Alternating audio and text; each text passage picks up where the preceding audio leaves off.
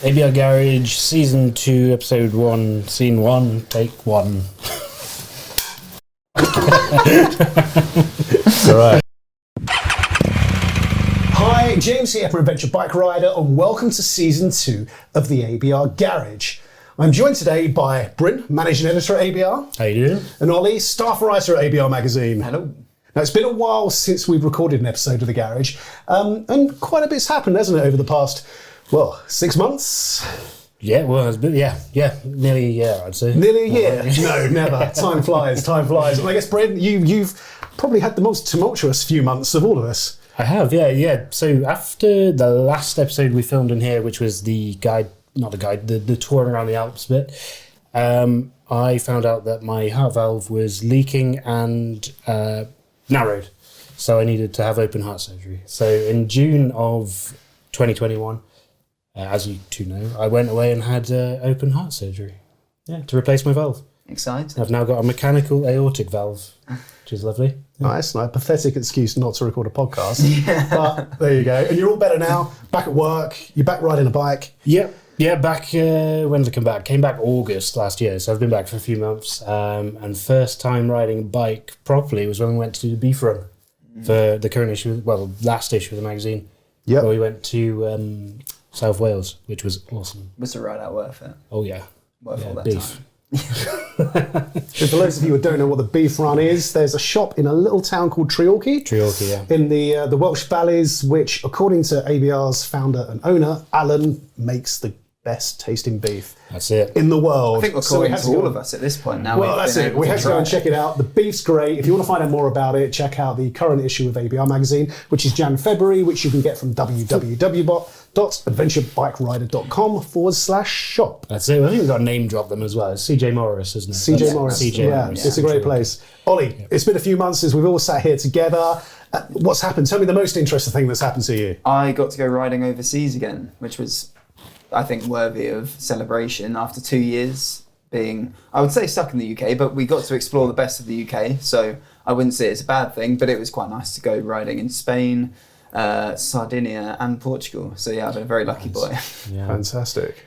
How did that feel after being cooped up in the UK for coronavirus restrictions, wasn't it? Yeah, it was nice. I mean, we have done a lot of exploring of the UK. The magazine is full of routes in the UK, but it was nice to go and catch a bit of, I went in October and November, so catch a bit of late summer, late autumn. I do remember being very, very jealous of you. Yeah, I mean, it was raining a lot in some of the places I went, but Spain was very sunny. Can't complain. I remember sending you off on these trips because for those of you who don't aware of magazine deadlines and rhythms, towards the end of the year is always an incredibly busy time for us as we have early deadlines because of Christmas. So these trips kept coming through, invites for press launches, opportunities to travel abroad, and I was sat at the desk slaving away while you went off in the sunshine. Cheers for that. Yeah, it was great. The WhatsApp messages were really welcome.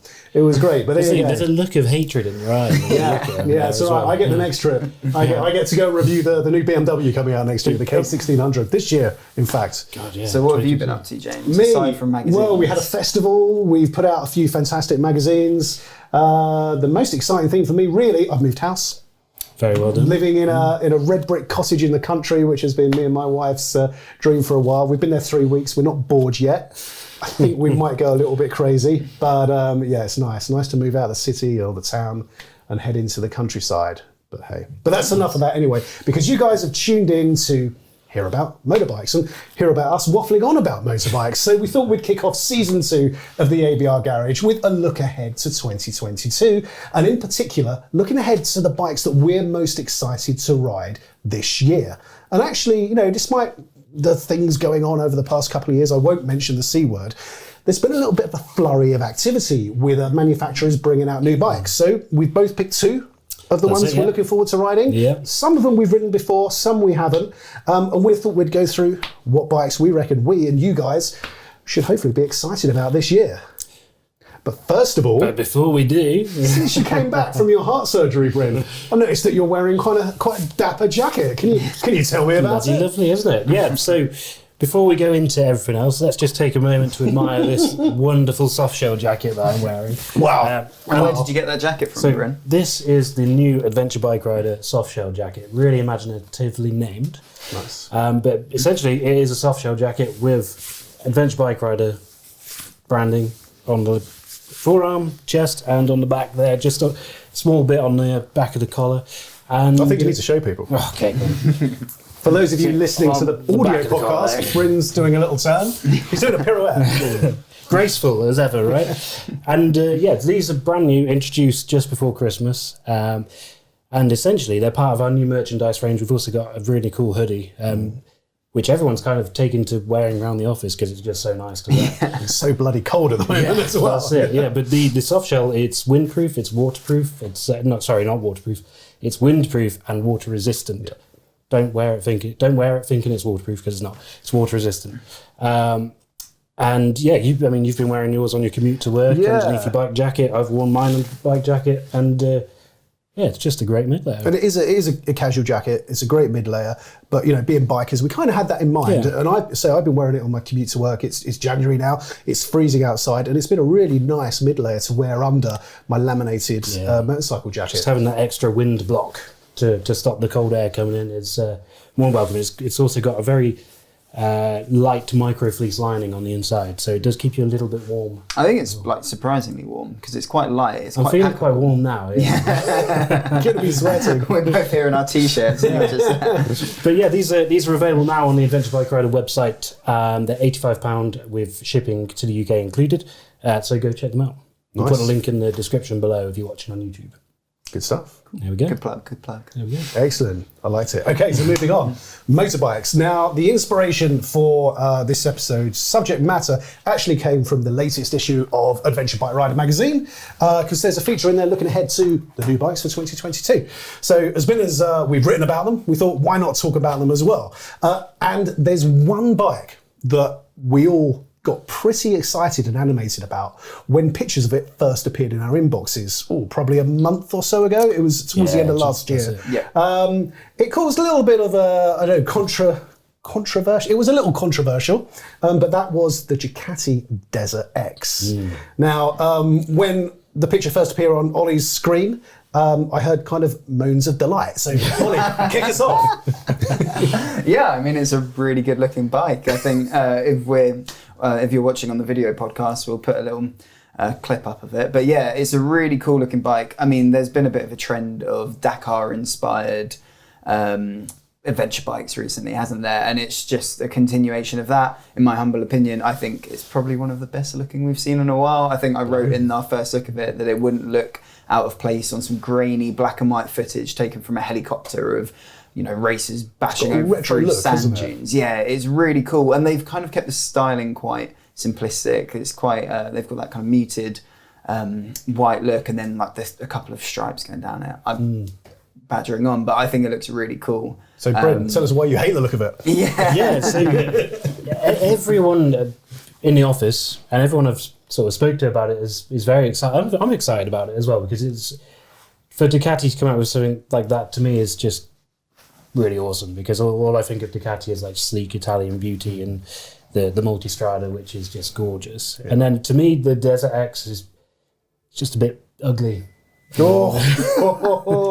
Straight out there. Yeah, but it's exciting because it's so different from what Ducati have currently. Yeah, that's true. And I'm sure looks will grow on me. I mean, you did, James. Well, there you go. Yeah.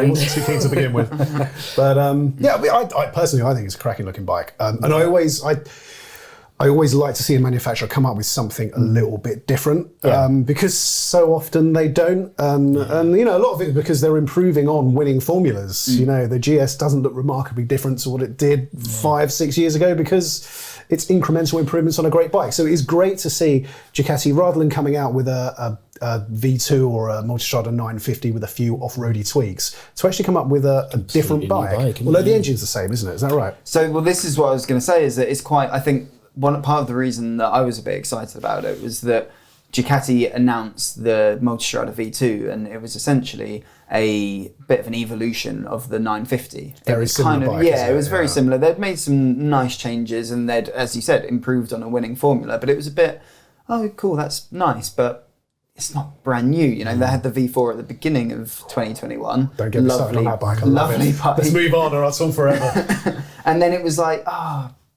they could have done a bit more. And then suddenly here was the Desert X with the 950 engine that's been tweaked and kind of fettled with to be better off-road. And yeah, it's an off-road bike. It's a bike designed to be ridden off-road, and I guess that means that they expect the V2 to kind of stick more on-road, and you know they'll point people in the direction of the Desert X. So I've got some stats here talking about a bike designed to be ridden off-road, because I was looking at the stats actually, and I'm thinking, if people are expecting a lightweight desert racer, then they're going to be disappointed. It is an adventure bike. It's pretty big. You know, it's got a 930cc engine, 110 brake horsepower, 92 newton meters of torque at 6,500 RPM. It weighs 223 kilograms wet, 21 litre fuel capacity. So it's not, you know, it's not an uber lightweight Tenere on steroids kind of thing. Standard mid-capacity That's adventure it. bike stats, really. They have, but I think what they've created so much excitement with is because it looks so damn cool. Yeah. And those marketing videos of it being ridden in the desert by the only people I've ever seen look good in white textiles. But they're Italian, so that's it. So if you're looking to get your hands on a Desert X, we haven't ridden it yet. We're looking forward to attending to the launch when it happens. Prices start from £13,795. So do we know whether they're going to be obviously multiple variations of the Desert X, right? I don't know. No. There's not much information out there. Really, There's a bit. What I'm most excited about, though, is the fact that you can have, as an optional extra, an 8-litre auxiliary fuel tank. At the rear, yeah. Yeah. Because I think the prototype, when it was shown at EICMA, had that dual fuel tank, and everyone got quite huge, wasn't excited it? by Yeah. that as a production. And that's not in the full production model, but you have the optional extra, which is really cool, I think. Yeah. Basically, because quite a lot of people do spec up a touring tank or just bring a jerry can. So. Well, that's it, yeah. And it's got, 21-inch front, 18-inch rear tyres, so, kind of off-road riding in mind. Tubeless, which your hardcore off-road riders might not like, but personally, I'm a fan of tubeless tyres. It's got a fair amount of tech, though. 5-inch TFT screen, cornering ABS, traction control, wheelie control, cruise control, quick shifter, and so on. So, yeah, it's an intriguing one. I'm not quite sure what to make of it yet, other than that I really like the look of it. Yeah, I'm excited to see it parked up outside ABR HQ. It'll definitely be interesting to see and to ride. I think if it's anything like the other Ducatis I've ridden, then it's going to be they're going to have knocked it out of the park, and it's going to be incredible and a very desirable bike to own. That's it. Okay, so I'm going to cut you short there because we're going to be here for hours talking about it. We could be here for hours talking about bikes. So moving on. Bryn, the Triumph Tiger 1200, a new big adventure beast from Triumph this year. That's it. So yeah, as if any of you have watched podcasts before will know, I very much like my big capacity adventure bikes. I'm quite a fairly sizable chap. And so I really like having something big and meaty to ride.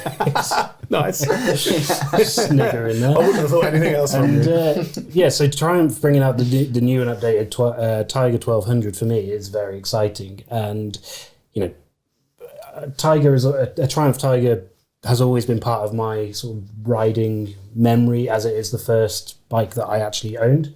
After passing my test, I bought my dad's Tiger 885 off him.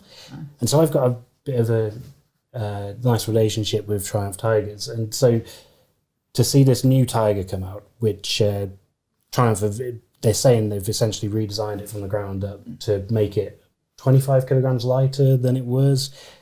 They've got the new the engine that's T-plane crank. T-plane crank, yeah. Talk a lot about that T-plane crank. Like you find in the 900, trying to make a triple seem a little bit more like a twin. And that 900-esque styling, but as if they've stuffed it into a gym for 2 years. Yeah. It's beefy, isn't it? And when I saw it at Motorcycle Live, I thought, this is a really good looking bike. You made noises like Ollie. With It's just a big, Triumph Tiger 1200 is just big adventure bikes, and this is a big adventure bike that they've updated to look incredible. And if it is 25 kilograms lighter than it was, then it's going to be a very good ride, because one thing about the old Tiger 1200 and the model before it was that they are very top heavy. They're a beasts, aren't they? They are beasts, yeah. No matter what Triumph says about reducing weight or moving the centre of gravity lower down, if one of those starts to go, chances of you stopping it from falling over are very slim. Yeah. Unless you're Arnold Schwarzenegger. And so, you know, that's, if they can solve that, then it'll be a brilliant bike. But even if they don't solve that, you know, I'm more than happy to, you know, I've already got my eyes on it as a long-termer for next year. So, yeah. And, I mean, I didn't really get to ride the Triumph Tiger 900 so much. Good bike. But, Nice bike. Yeah, you guys seem to enjoy it a lot. Yeah. I think there's, talking of the 1200 though, there's two things I'm really excited about this bike. One, it continues to be shaft drive. Yes. Which I think for a big adventure bike, which, if we're going to be honest here, the majority of them are going to be used for road riding, potentially 2-up with luggage, adventure touring. Having a shaft drive, I think, is a big plus. Yep. And also, there's a Rally Explorer model. So being Triumph, they've got about 1 million different variations of the bike. I think there's 3 off-road and 2 road, or the other way around. Anyway, the one that caught my attention was the Explorer edition. It's all off-roady, spoke wheels and whatnot, but it's got a 30-litre fuel tank, which puts it slap bang in BMW GS Adventure territory, doesn't it? Yeah. And they definitely, from being on the kind of online briefing when they first revealed it, that there's only one bike that they've got their eye on, and there were multiple references to the only other production shaft drive adventure bike on the market at the moment, and there's definitely they've got their eye on the GS. It's interesting though, because the Tiger 1200 has been shaft drive for forever. Yeah. They're making it out, from everything I've read, they're making it out like it's just, the fact that it's shaft driven is a new selling point, but it's always been shaft driven. Yeah. So I don't think that's going to bring it up to where the GSA is. I guess it's just because they're the only two now since the Tracer 1200. No, Tenere 12. Tenere 1200. Yeah, Super Tenere. Sorry. Not Tracer. Since that went out of production, I guess they're the only two shaft drive adventure bikes on the market. 85 TT Moto Guzzi, but it's a bit fringe. So. If you had the money right now, what would you go for? Well, that's I haven't ridden the Tiger yet. That's it. And I think Triumph set out with the aim, as you said, to rival the BMW. Yeah. And that's the thing, they can create the best motorbike in the world. But that BMW's it's got the history, it's got the heritage, it's got the whole Ewan and Charlie factor. Yeah. But then again, if any bike's going to do it, a Tiger or an Africa Twin have got the heritage as well. So, well, you see a lot of Tigers on the road. A lot of Tiger 1200s on the road. My girlfriend's dad went from sports bikes to a Triumph Tiger, and he absolutely loves it. Yeah. I see a lot of 900s out as well at the moment. I see a lot of 900s out. So, and they are really good looking bikes, I think. So it'll be interesting to see if the popularity takes off. Well, the new Tiger 1200 will cost you from £14,600. Yeah, what's the Rally Explorer? The Explorer edition, the Rally Explorer edition. The only is one the one I'm I interested in. really fancy. That's from £19,100. So that is definitely BMW GS Adventure territory. That's Multistrada V4 territory, and that is an incredible motorcycle. So stiff competition for the Tiger. Lot of choice. There's a lot of choice. Okay, so next up, moving on swiftly, is a real surprise for me, actually, but a bike that has buried its way into my heart, which is the Suzuki GSX-S1000 GT. And I went up to the launch of the new Suzuki, I won't keep repeating that name, up in Scotland towards the end of last year. Spent 2 days riding in the wind and rain in Scotland on the bike and had a thoroughly brilliant time. It is a superb bike. So I found this really interesting because we always have conversations, obviously, in the office about bikes. And I think I went off on the Tracer 9 GT. And when I came back, we had a chat about sports tourers where you said, I get them, but I have never really felt that I'm a sports tourer kind of guy. And then you went up to Scotland. I was like, no, I would buy one. You went up to Scotland for 2 days and came back, and now you're a convert. This is it's Suzuki this, Suzuki that. Yeah, you come in a full one-piece leather suit. It was. Do you know what the thing that, to begin with, the thing that sparked it for me, my interest was that during the presentation before the first day of the launch, Suzuki gave us a talk. They didn't mention the word adventure once, which is really rare because adventure has such a strong It's such a strong marketing word in motorcycling world, you know. But they said this is a traditional sports tourer. You know, it's not an adventure sports bike. It's not whatever. It is harking back to the VFRs of the kind of the 90s and things like that. It's got a 4-cylinder engine. It looks sporty, and I have to admit, when I first got on it and kind of had the whole lean forward angle, which is alien to someone who rides adventure bikes as much as I do, I just thought, oh God, this is going to be 2 days of back and wrist aching hell. You know, I'm 40 years old now. I can't be doing this. And it was a sensational machine. It really is. For £12,000, I think I'm right in thinking that. Yeah. Oh no, 11,599. You get, it's a pretty simple bike. It's not packed full of a load of electronics. It doesn't have the whole cornering ABS and Bosch IMUs and things like that. ABS. I saw your face there. But it's just, that engine is an absolute peach. 150 brake horsepower. There's just power absolutely everywhere. If you want to do 90 miles an hour in second gear, you can. I don't know why you would. It's really bloody fast if you like to ride really bloody fast, but it's also really comfortable and relaxed to just cruise along at 60, 70 miles an hour. I was absolutely blown away. I've copped a little bit of flack online, to be honest with you, for being so positive about the bike. You know, I did a video on YouTube, and there's been 2 or 3 comments moaning at me for liking the bike. But it's just a really fun, engaging, entertaining, and real good value for money bike. And I think Suzuki have knocked it out of the park there. Yeah. So in my head, the progression of riders is usually sports bike, sports tourer, adventure bike, Goldwing, give it up. I love the Goldwing too. But so it's interesting for you to have gone from, you know, you started off riding adventure bikes. That was your first bike was the CB500X, wasn't it? Yeah.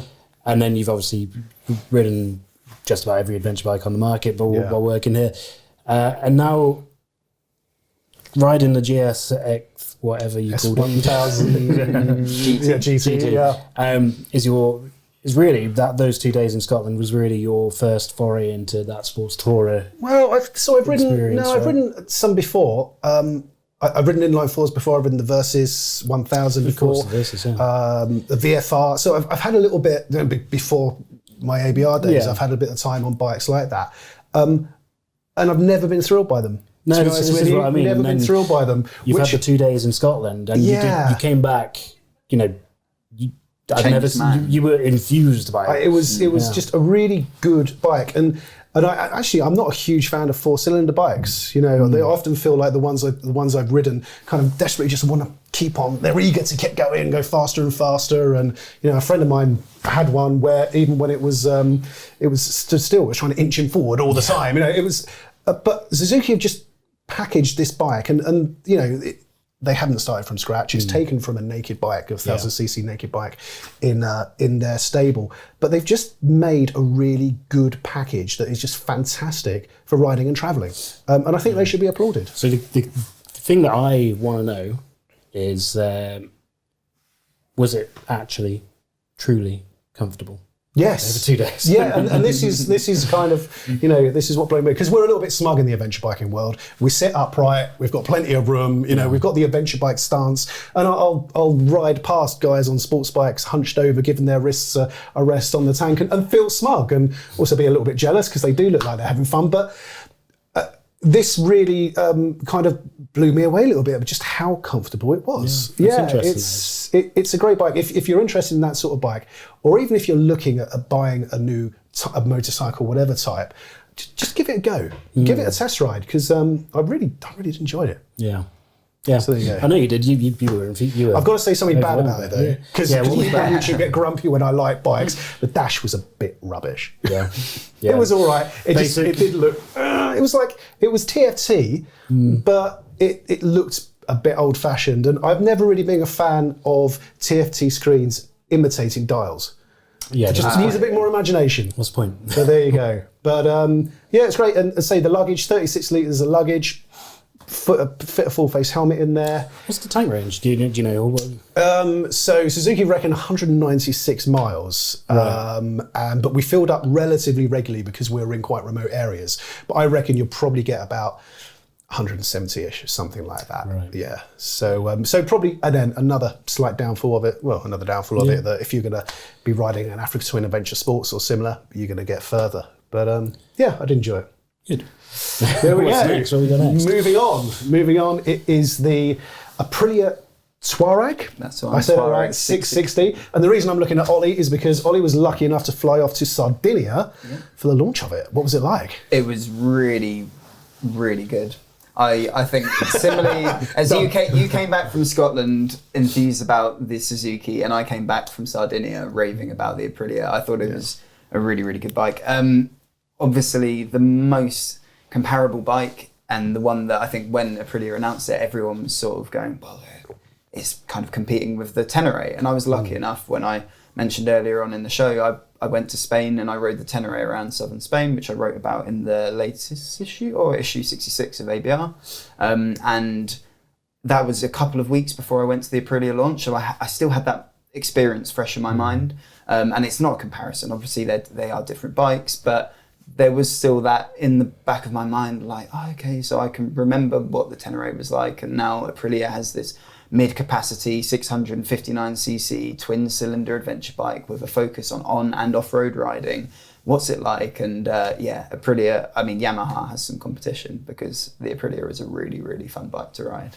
And it kind of looks a little the same. People will group it in the same, but it's also packed full of a lot of tech, isn't it? Yeah, so I think that's one of the areas where they differ, because whereas the Yamaha is quite stripped back and quite, it's got the LCD screen, and I think actually one of the selling points is there's not loads of tech in here, and Aprilia's gone for a different approach and put quite a lot in it. And I've spoken before about being a bit of a fan of tech in bikes. I quite like a bit of tech. So Do you remember newspapers? Those things that you open? No.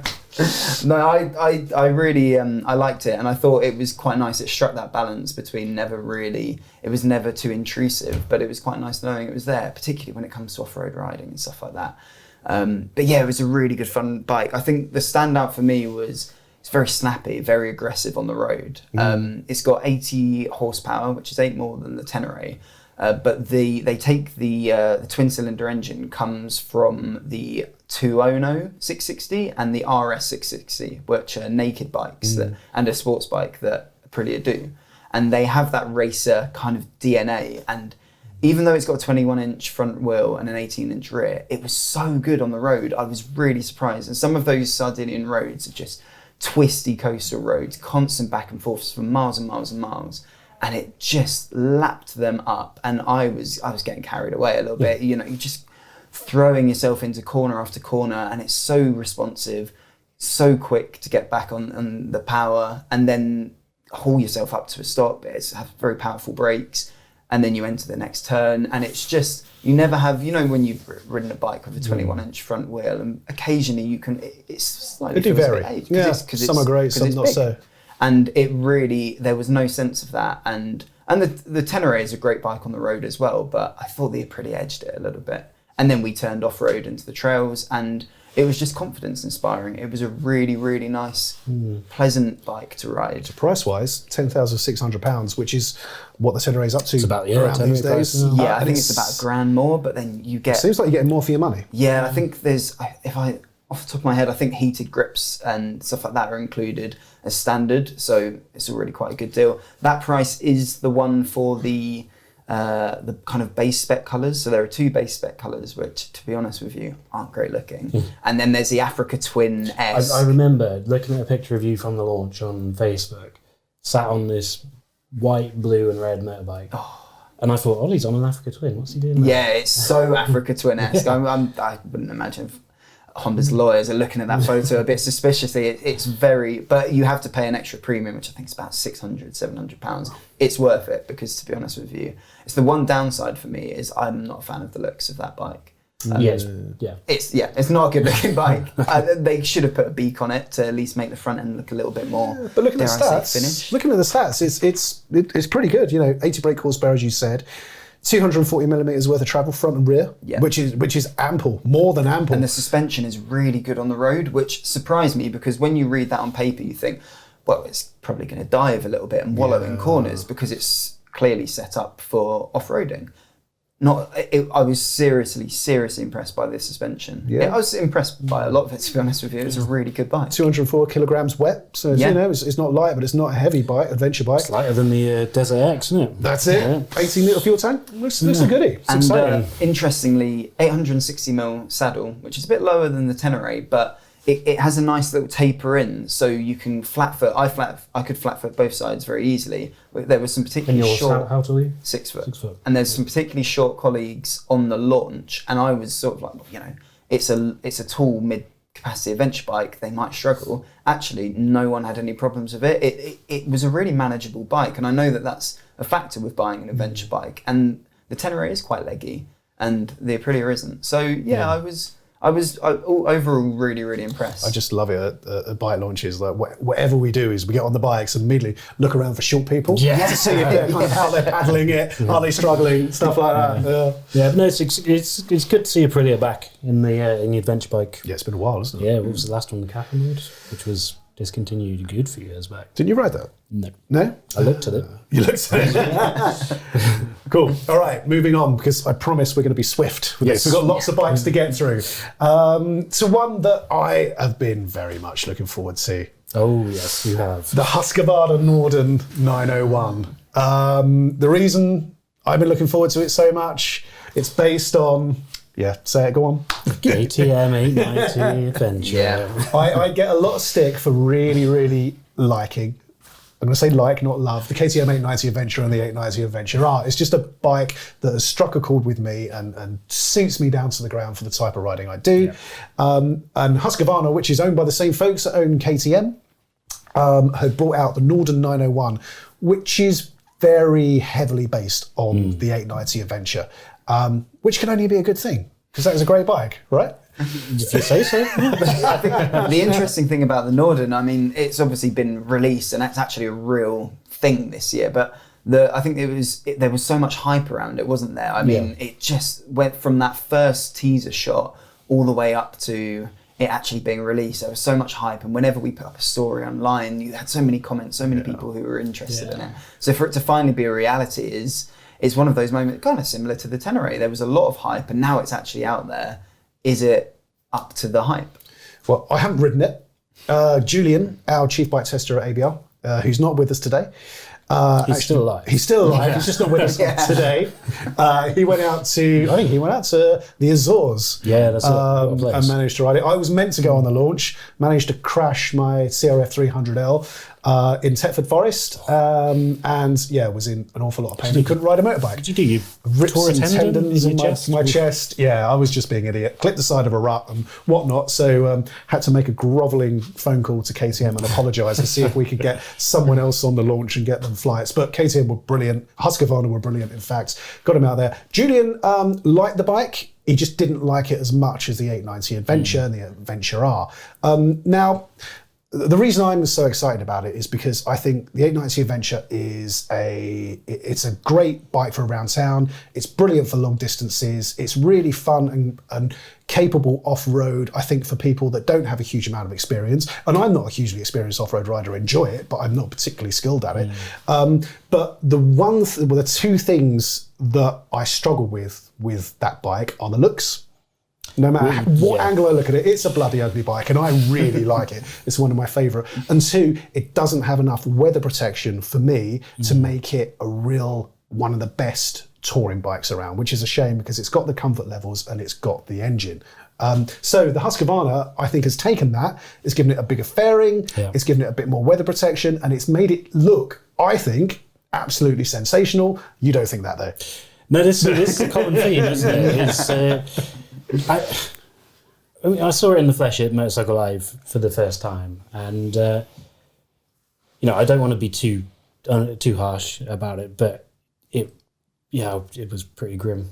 Really? I was so excited. What was it that you weren't too much a fan of then? Pretty much the whole thing, which is kind of unfair to say, but the looks are completely subjective. But it's a cool bike because it's so different to anything else. But I think the headlight in the middle with the round, it just looks like a bit of Tupperware has been stuck over the top of the light. Oh, really? And the it's just a bit of an ugly duckling. I'm seething. I think the production model looks a bit different to those concept shots that really got everyone hot under the collar, though. I think it looks a little bit, dare I say, maybe a little bit bloated, a bit larger. There was something, it looked quite slim in those concept shots, and it's in practice, that big front fairing and the tank sort of look a bit oversized. I don't know if that's a fair comment. But I'd love to ride it to see what it's like to ride it. And again, like I said about the Desert X, I'm sure those looks will grow on me.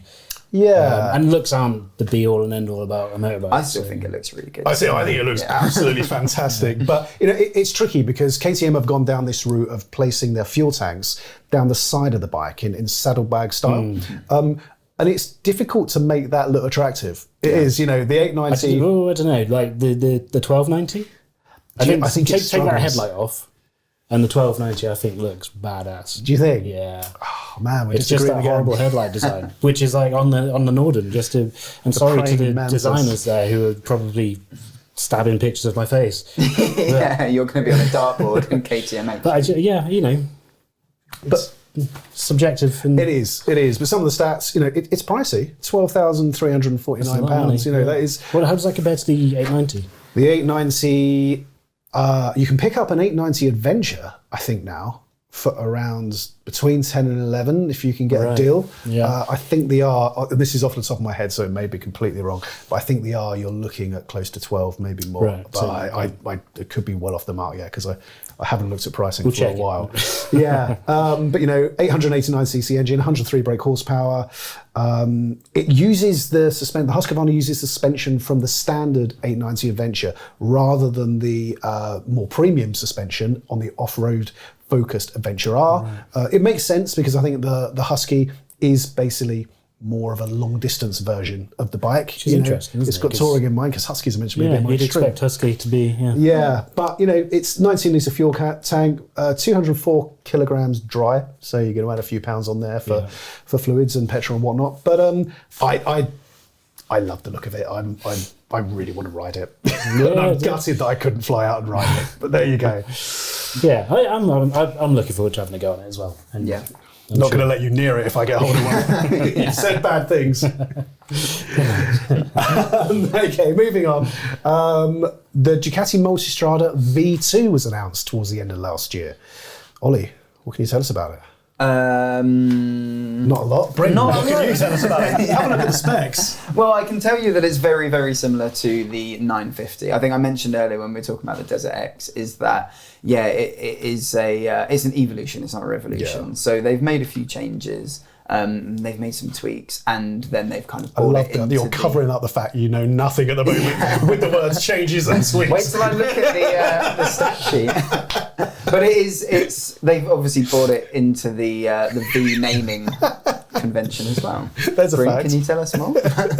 Well, one thing I noticed about it was Ducati's insistence that it's A2 compliant, or can be made A2 compliant. Oh yeah, that's a very interesting. Which is very interesting, isn't it? Whereas, because A2, for those who don't know, is if you pass your bike test and you're under 21. Yeah. No, 20, over 21, but under 24. There you go. Over 21, but under 24, you are then restricted to an A2 license, which means that your bike has to be restricted to a certain power limit, amongst other things, I'm sure. And so Ducati insists that the V2 is A2 compliant, right?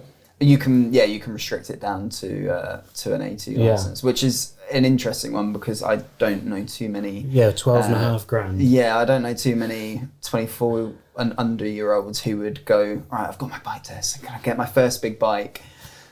Multistrada V2? I would love to be that rider. That would be fantastic. Yeah. I mean, if you got that money, I'd love to be their insurance company. And probably the fact that we don't know a huge about the bike for 2022 is the fact that not much has changed. It looks great. I think it's got a lower seat height. As ever with the 950 and the V2, Ducati seem kind of a little bit very focused on accessibility. Yeah. And I think on the website it says a bike for every day or something like that. And I think there's kind of this there's maybe this assumption that Multistradas, I don't know, they're not a bike for every day. They're really big, powerful, and wonderful. And so it's kind of they're trying to attract people perhaps a younger buyer who kind of wants to commute to work, and God, you'd arrive at work very happy, wouldn't you? Yeah, I wouldn't feel very happy parking that in a London office and stealing glances all day to check it's still there. Yeah, but I mean, it's very similar to the 950, which I rode for close to a year, just before the pandemic, so just before 2020, which would be 2019. And we did quite a few rides on that. We went round South Wales, around the Clairwyn Reservoir and all that. And I remember riding that bike and thinking, it's a really nice bike. I'd come off the 1260 Enduro, no, not the Enduro, the 1260 GT, wasn't it? GT, yeah. Onto the 950, and surprisingly, the 950 felt like a bigger bike, more comfortable, more upright seating position, and more space for me, which was great. And also quite strange coming from the 1260 to the 950, and the 950 being bigger and in my eyes a bit more fun to ride as well, because it was a bit more nippy, a bit more nimble. And I do just remember the headlight on it was insanely bright. Riding home from work in the evening became a chore, because I just spent the whole time flashing drivers who were flashing me. It's so bright. It's really like, is. it's crazy, but Ducati. But you can see. Yeah, you can see. Yeah. The thing for me about a Ducati, the V2 or the 950, it looks an incredible bike. The 950 is a great bike. It's wonderful, and it'd be a pleasure to own. But then you've got this magnificent machine, the V4, which is the flagship Multistrada these days. And I would genuinely say it is one of the best bikes, if not the best bike I've ever ridden. Wow. Like it's ask me tomorrow and I might have a different bike. It's number one, but the Multistrada V4, GSX. that's it. The V4 will be number two. In that is just a magnificent machine. It is almost the ultimate adventure touring bike. Apart from a few niggles like it drinks a lot of fuel and it hasn't got the longest range, but it's so good that if I'm looking at a Multistrada, you've got close to perfection there. Yeah, I mean, what's the price difference? There's 12.5 to quite a lot. I think it's the same argument but comment that I've heard in the office spoken about the F850 GS, is that it's a great bike, but there's an even greater one that's if you just bump up, like what kind of, if you're going to get an F850 GS Adventure, why not just get a 1250? And I guess that's the argument with the V2, unless obviously you're a 23-year-old, in which case go and get yourself an A2 restricted Multistrada and have a lot of fun with it. Yeah. There we go. Well, I think at that stage we can end part one of this episode of the ABR Garage. The second part won't be as long, to be honest with you, because I meant to end part one about 3 bikes ago and completely forgot because we were enjoying chatting about bikes. But we'll just take a quick break, grab a drink of water, and we'll be back with you, well, in literally a split second. Hi and welcome back to part 2 of this episode of the ABR Garage. Now, during the intermission, which probably lasted a second for you, I had to go and deal with a little technical fault, and some of the stuff you guys were talking about, what were you on? I heard fishing, I heard physics and the quantum universe. And so we were thinking of which direction we could take the ABR Garage next time. Yeah, and late night sessions. Well, we've got mice, we're shooting mice, we've got fishing. Not that we recommend shooting mice. No.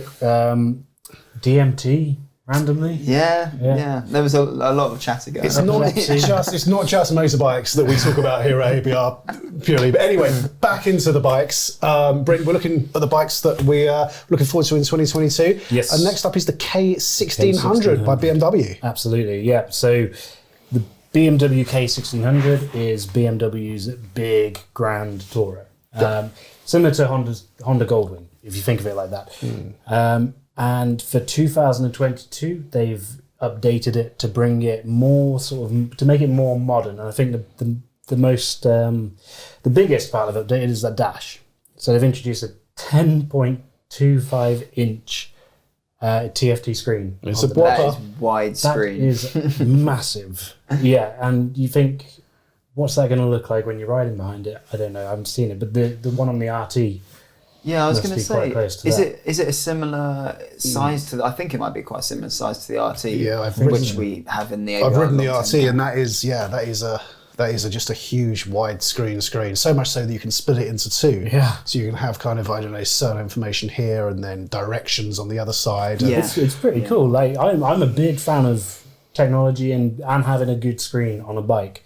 So I'm all for that. And the one thing that I think that the K1600 needed, because I rode the old version, the bagger version of it, which was cool, looked really badass. The one thing that lacked and needed updating was a dash, a good dash. It was still analog. It was, yeah. Well, there was that LCD, because I've written an article really recently about what new tech there is on the K1600. Adventure Bike Rider Online. Yep. So check that out on the website. And I was looking through old photos of when we did the bagger review, and we went up to Burton Desert and I took those photos. And I couldn't believe it. I don't remember it looking that dated, but now looking back on it, because it had the old analog clocks and a LCD screen in between them, and it was compared to the fact that there was the Goldwing out at the time, it was the Goldwing was a real step ahead. And yeah, I mean, it's changed now, and that's quite exciting. I'm going to throw a different opinion in here, though, which you might expect, because we spoke a little about this earlier in the day, in that I suffer from, and I'm sure a lot of people do, from screen overload. In that I spend when I'm not lucky enough to be riding for work, spend my days looking at a big Apple screen. I look at my phone, I've got an iPad, and I go home, and this time of year when it's dark and cold, I sit and watch telly, as you can probably see from my expanding waist size. I'm not as slim and trim as I was in the last episode. And I just get sick of looking at screens. And so to have an analog dial, for me, is a relief. And I think maybe a 10.5 inch screen, which is what I would expect on a premium, expensive, brilliant touring bike. Yeah, I'm not sure I'd like it. Yeah, I think you would. I just think it's distracting. It could have, because this whole split screen thing is interesting, but there's so much information going on right in front of you, and I think that when we were having this conversation, I said that I like the Africa Twins TFT because I like the fact that you can get Apple CarPlay or Android, I can't remember the name of Android Connect or something, and you can project a map on that, and then underneath is an LCD screen. So yeah, you have that sat nav, which is great, and then you have your gear, your speed, and I think that's pretty much it underneath it. And I quite like the fact that there isn't too much information conflicting for your attention, whereas this whole split screen function, I mean, that's the size of a little pocketbook laptop. It is, and I would agree on that if you were talking about the two screens on the Tracer 9. Yeah. Which are tiny, like that big. I don't know how big they are. It's like kind of two pairs of glasses with the break in the middle, isn't it? Yeah. And for those, they're tiny, so there's a lot of information on there, and you do look at it and you go, the hell am I looking at? It's like CFAX. Yeah.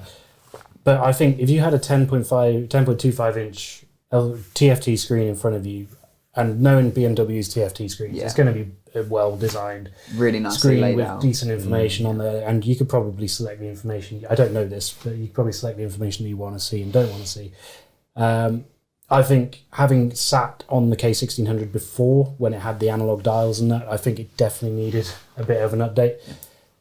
Having ridden bikes, gone from bikes with, LCD TFT screens, where the speed was shown in digital format, to then trying to work out how fast I was going on analog. It's like reading an analog clock again. Do you need glasses? I've made sure my Apple Watch now has a watch face on it, because when I was just looking at digital time, I forget how to tell the time. See, this is back to my thing about recreating dials on TFT screens on motorbikes. It's the same with your watch. Why not just get a normal watch? And I'm aware of the fact that I'm not wearing a normal watch. But I'm the only one who is, but it's a digital watch. I get it. I'm completely wrong. I know I'm wrong by saying it, because if you buy an expensive premium top level touring bike, you expect a big TFT dash. I just would like a break from my screen. So perhaps I should just watch less telly. Perhaps. Tell us something out about the bike. So the screen isn't the only thing. So it's it's not a cheap bike. It starts at £20,215 for the base model, and all the way up to 24.5 grand for the Grand America, which is the big model with it's got the panniers, it's got the backrest, perfect for a pillion. top box, perfect for a pillion with a That's really the one nice I'd like. bike. Yeah. Yeah. So there are the four models. There's 4 aren't there? models, yeah. You're going to be testing me now to try and remember what the 4 are. Please don't. But tell us about the top of Grand my America, head. because that's the ultimate touring setup, isn't it? Exactly that, yeah. And I don't think the makeup of the bike has changed too much from the one I rode at the end of last year. 2020 now. I know the engine had a few tweaks to make it a bit more torquey. Is that right? I think it's the shift cam technology.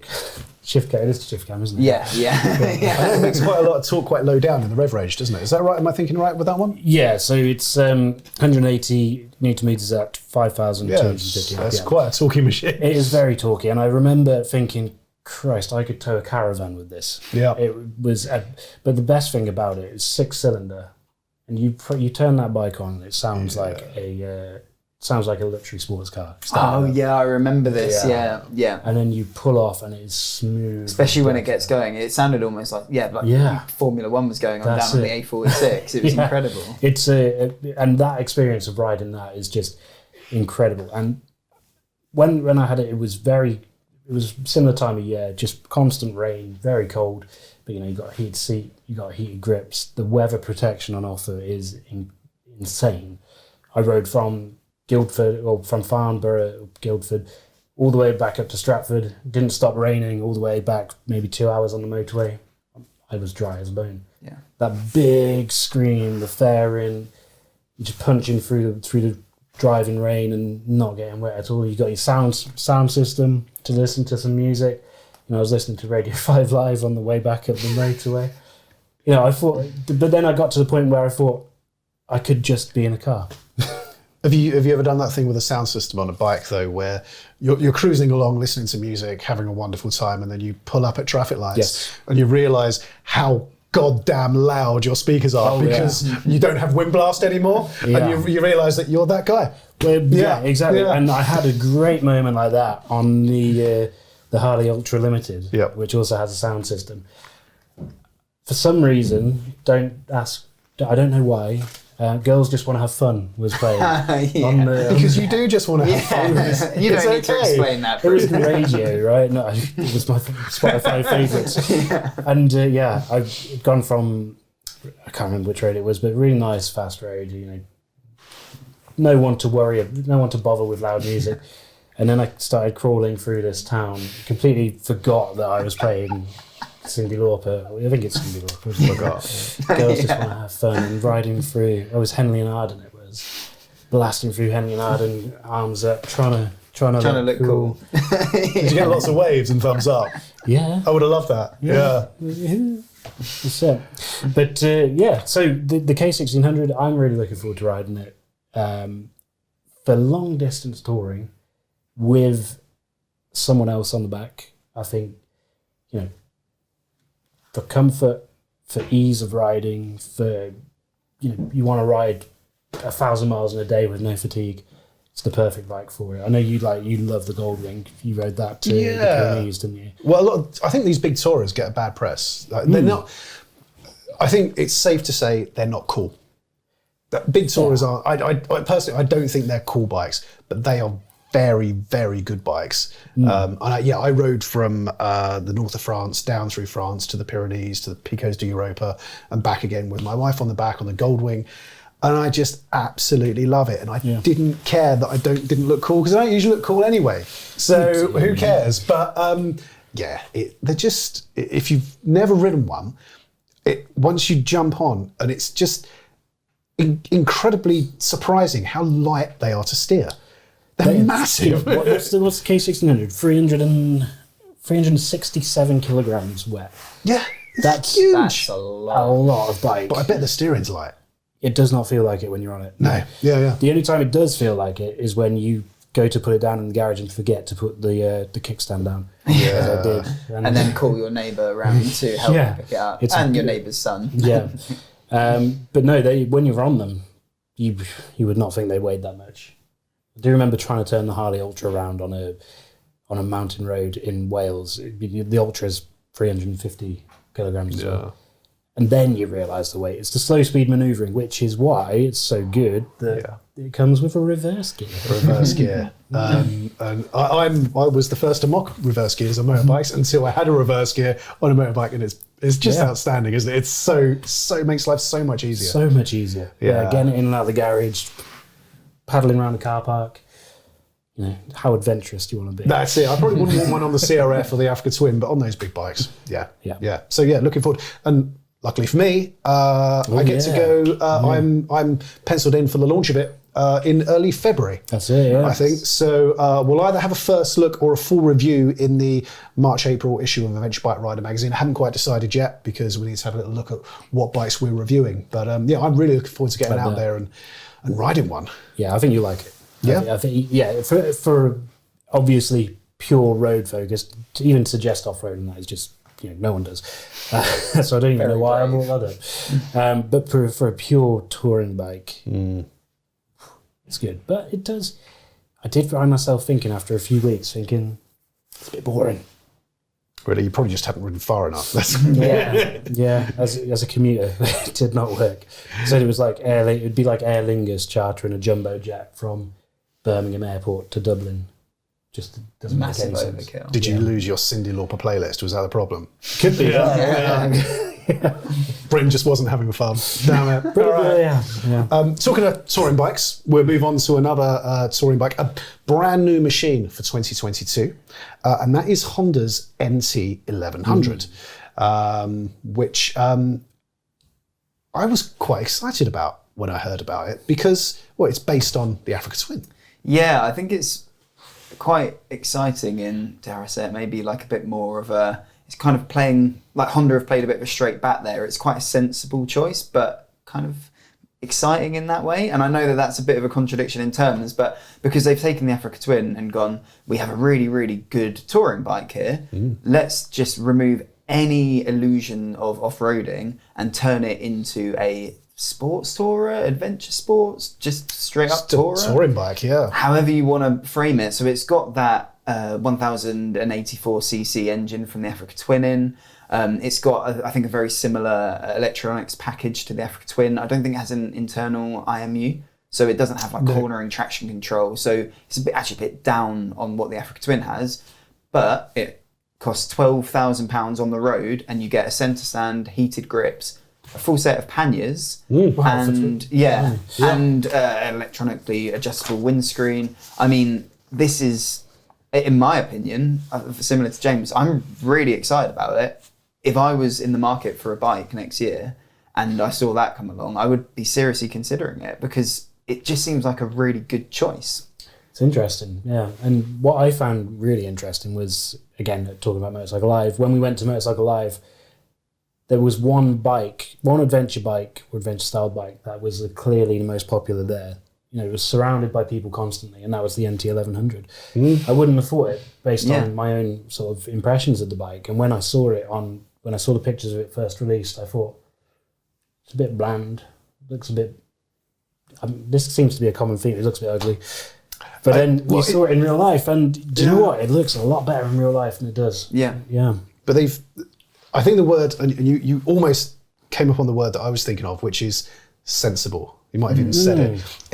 And you know what? It might be damning with faint praise here, because sensible isn't always a word that we throw around. Especially when you're talking about motorbikes. Yeah. But, to take that Honda Africa Twin engine, which is a joy to ride. Yeah. It's torquey, it's nice and powerful. It's not the most powerful around, but it's just a lovely, lovely engine. To take that chassis, that frame, it's got so much going for it that it's a very sensible choice. The looks look like the Honda XADV scooter, kind of, but larger. It's designed by the same person. Yeah. And I think I was reading, I don't know, something you wrote actually, I was reading that that XADV adventure scooter sold really, really well. But there's just something that I think when they were looking at the NT1100, they looked at the whole old Honda DeVille, which is a similar looking bike. For those of you who haven't come across it, it's a shaft-driven kind of mid to high capacity touring bike. People have them, people love them. They cover hundreds of thousands of miles on them. it's probably one of the most boring bikes I ever made. I think nicknamed the Doleville. I think it is, and and that's not a bad thing, because I think if you haven't got one, you're a very sensible person and you're having a great time travelling long distances on a reliable, comfortable bike.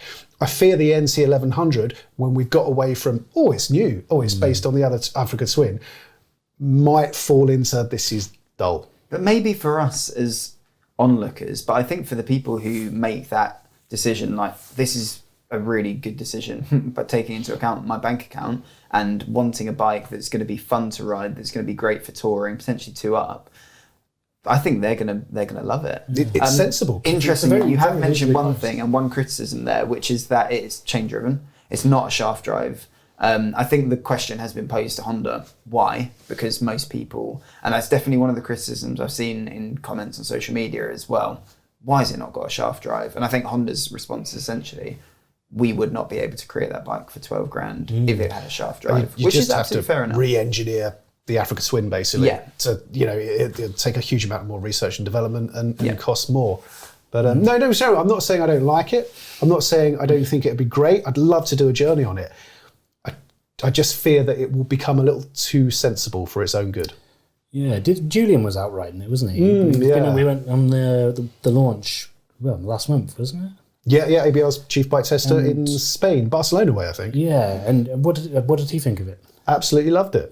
Yeah, absolutely. Said it was just everything you could want in a sort of large capacity touring bike. It was hard to find fault with it, apart from, and you'll disagree with me here, but that god awful left switchgear that you find on the Africa Twin, which is also on the NT1100 with, I think it's 14 or 15 buttons. And I'm lucky enough to have the Africa Twin as a long-term review bike at the moment. And I've been commuting 30 miles to and from work every day in the dark. And I still haven't figured out how to use the damn thing, so much so that I give up. I'm not bothered changing engine modes or doing anything now, because there's just too many buttons to use with a winter glove. It needs backlighting. Oh, it needs something. It definitely does. I think I was telling you guys yesterday about this. My first experience with that huge cluster of buttons on the left switchgear was the second day of riding the Africa Twin when it first got introduced. And I was going around a roundabout and a van started to move over into my lane and started to push me off the road. And usually I'd just get straight on the horn and blare. But I was fiddling around trying to find the horn. Changing riding modes. This guy was checking your range, pushing me slowly off the road, and I just silently went with him. Yeah, Oh, mate. I'm aware that there are problems that I kind of label bike journalist problems. Yeah. In that it's, if you jump from bike to bike, it's different. So if you have the one bike in your 2 or 3 bikes in your garage that you use over a number of years. But I've ridden the Africa Twin for a while now, and I still haven't got used to that. Yeah, damn left switchgear. But apart from that, it is a great bike, and Yeah. I'm sure the NT will be. I'm sure it will be. Yeah, I'm looking forward to hopefully giving it a spin. Just wish they'd given it a better name. Yeah. I don't know, the Globe Buster or something. I don't know, something like that. Anyway, onto a bike that is a sensible, kind of okay looking machine. So one that is probably one of the best looking bikes we've seen in a long time, the Moto Morini. yeah. Who knows anything about the Moto Morini? Because we haven't ridden it. No, but it's on the picture behind you just there. Julian rode it, didn't he, in the November-December issue of the magazine? And what does he think? So it's basically a mid-size adventure bike. Moto Morini are an Italian company with many, many years of heritage. I think it was the 1930s that it first produced its first bike, something like that. A few years ago, it was bought out by a Chinese company. So it's actually a Chinese motorbike, but the design arm of the company stayed in Italy. So you've got, you've basically got a Chinese bike designed by Italians, and Italians being Italians, it looks absolutely magnificent. I think it's one of the best looking bikes I've seen in a long time. It's very unique. It uses, I'm pretty certain it uses a Kawasaki ER6. I might be wrong there. Is it 650cc? Something like that engine, yeah. So the thought is, why haven't Kawasaki designed their own adventure bike around what is a great engine? But yeah, and basically Moto Morini have created something that is quite brave, because they're entering a market that's probably the most competitive in motorcycling. I'd probably say the mid-size adventure bike market is just overflowing with great bikes. Few stats on the bike.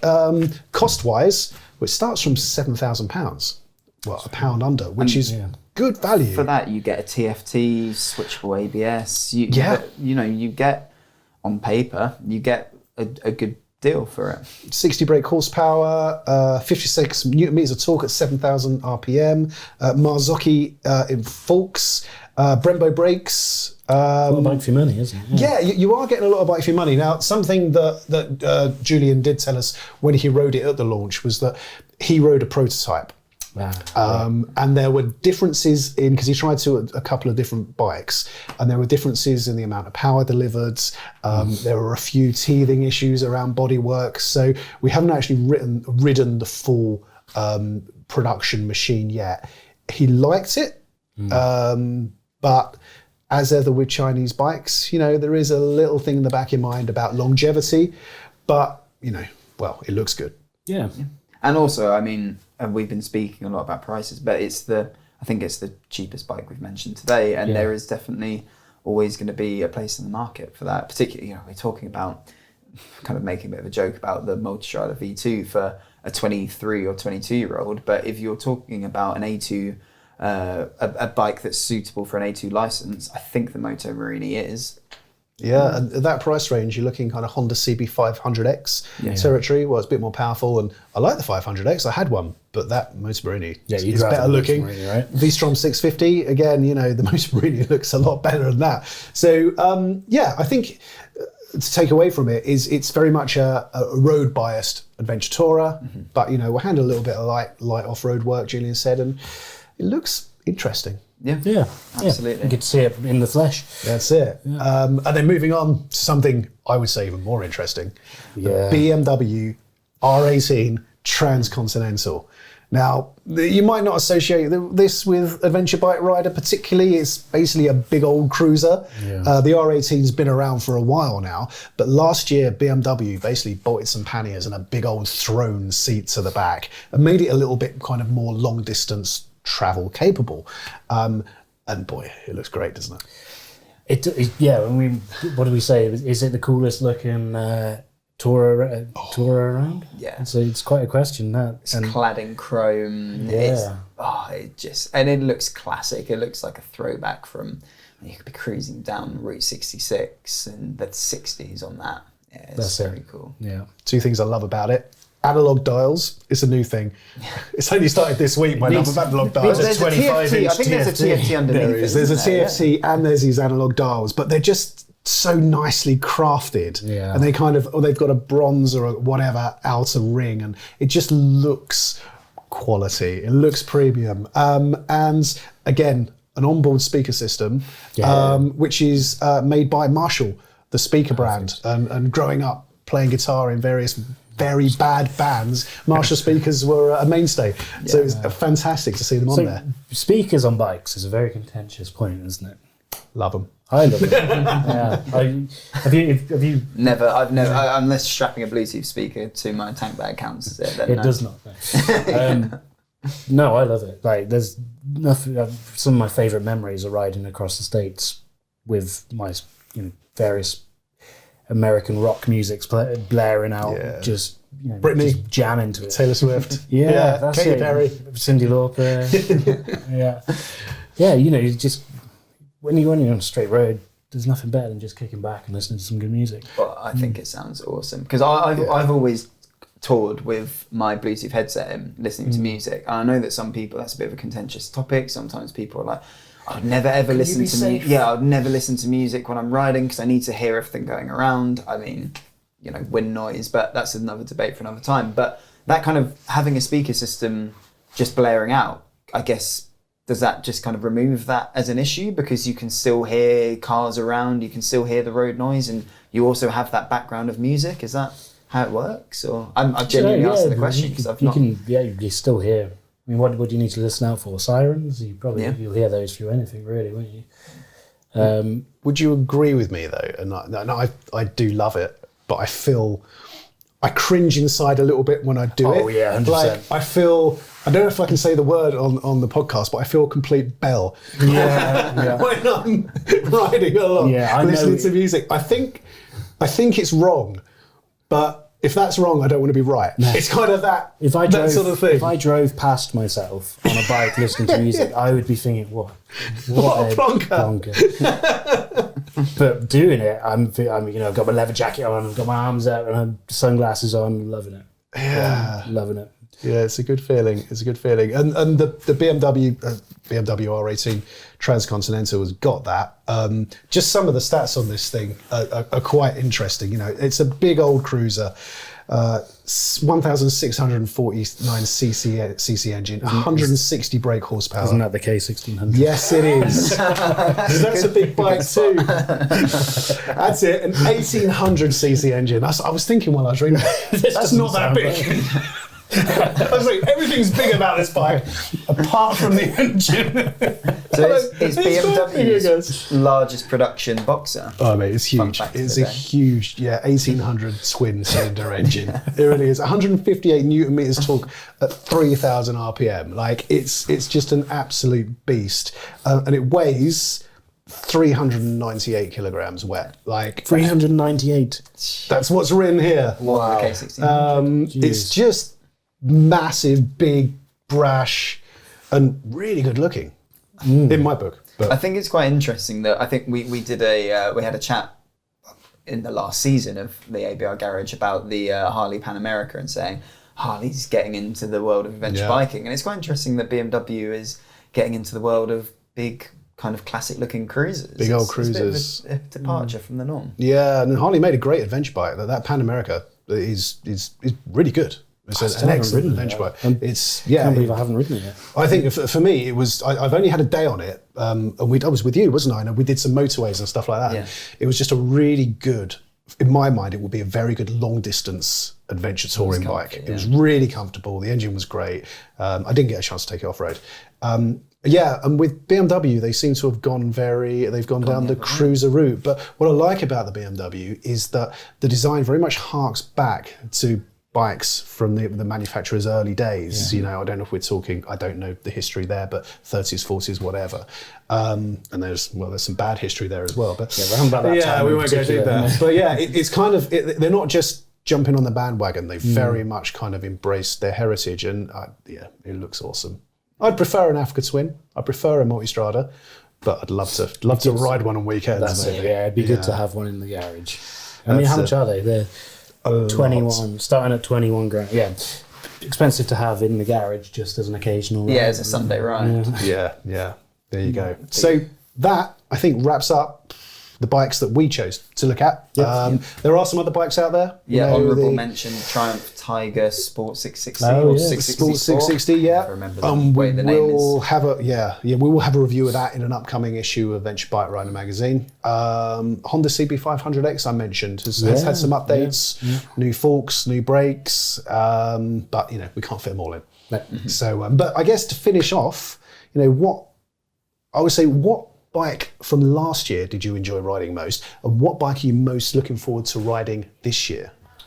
You go first, Ollie. You're putting it on to me. I think the bike that I most enjoyed riding last year, well, we've been talking about bikes for 2022. I rode the Aprilia last year, but I won't count that. I did really enjoy riding that. A bit out of left field, I'm not even entirely sure if it counts as a motorcycle, but I learned how to ride a Ural. And that's right, I learned how to ride it because it's completely different to riding a proper, dare I say, motorcycle, three-wheeler.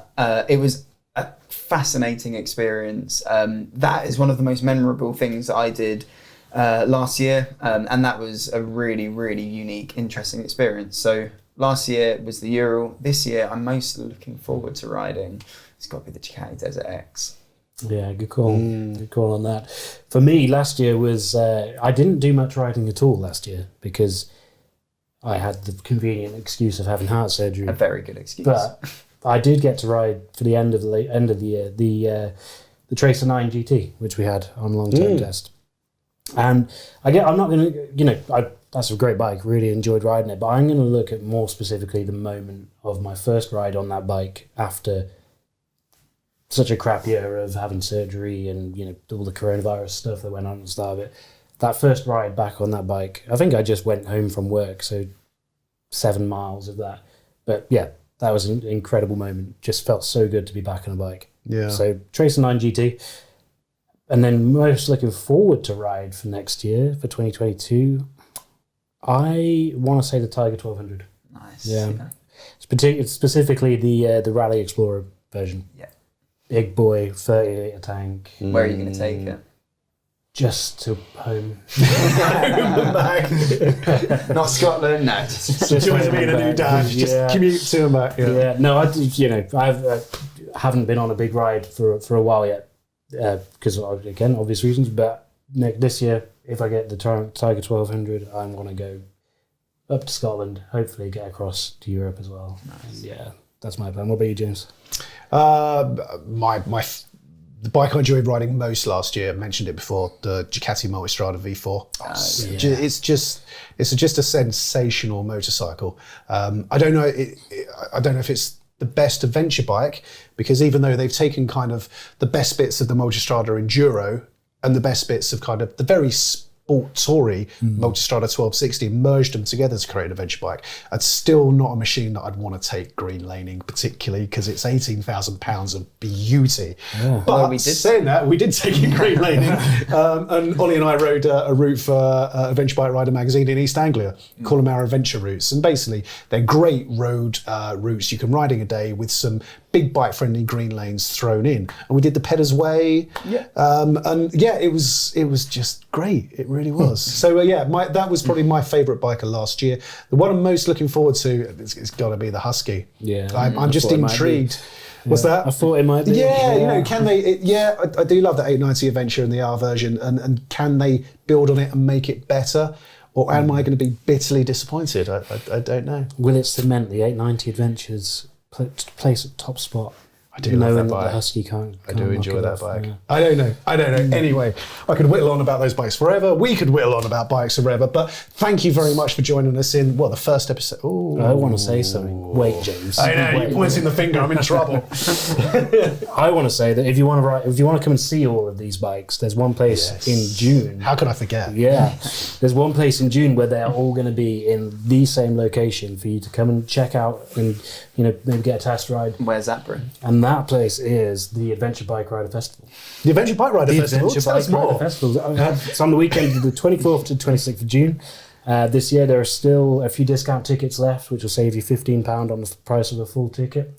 It's held at Ragley Hall, which is magnificent country grounds in Warwickshire. And check out the link below if you're watching on YouTube to get a bit more information about the ABR Festival. We were talking about the festival today, weren't we? And saying, if you could create your ultimate dream motorcycle festival, what would be in it? Yeah. And we were like, well, we did it. Yeah. And that is it. Everything an adventure biker or a touring motorcyclist or any biker could think that they would love to do over a weekend. It's there. Yeah. It's just like Disneyland for bikers, really, isn't it? Yeah. It's amazing. That's it. A magical place. A magical place. And we're going to be there. So Hogan, come and join in the magic. So is it okay to wrap up now? Yep. You may. Stuff. You want to talk about your jacket again? Give us a twirl again. That's it. It's looking great. Remember, Adventure Bike Rider soft shell, brand new, out now, £85 from the Adventure Bike Rider website. Good stuff. Windproof, water resistant. Water resistant, great mid layer, and an awesome casual jacket. There you go. There we go. Thank you very much for joining us in this first episode of season 2 of the ABR Garage. I'm sorry it's been so long since our previous episode, but there's been a lot going on. But it's just been really good fun to get back together with you guys and talk about the stuff that we tend to talk about in the office every day anyway. That's it, yeah. But to have the time to actually sit and do it. So thanks for watching. Please subscribe to the channel if you enjoyed what you saw, and we'll be putting up lots more bike reviews, podcasts and so forth over the coming weeks and months. Hopefully we'll see you at the ABR Festival, but for now it's goodbye from us. Yeah, and let us know which bikes you're looking forward to next year. Thanks very much. See you again.